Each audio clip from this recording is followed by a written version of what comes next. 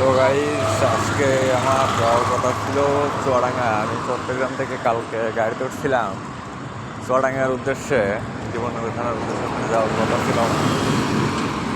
এমন একটা পরিস্থিতিতে বর্তমানে আছি, আমি কুমিল্লা চান্দিনা বাজার আসলে এখানেই আছি বর্তমানে।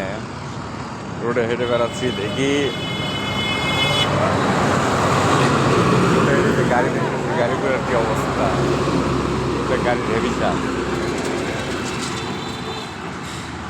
তো গাড়ি দোয়া করেন যাতে সমস্যাটা সমাধান করে দ্রুত এখান থেকে বেরিয়ে যেতে পারি।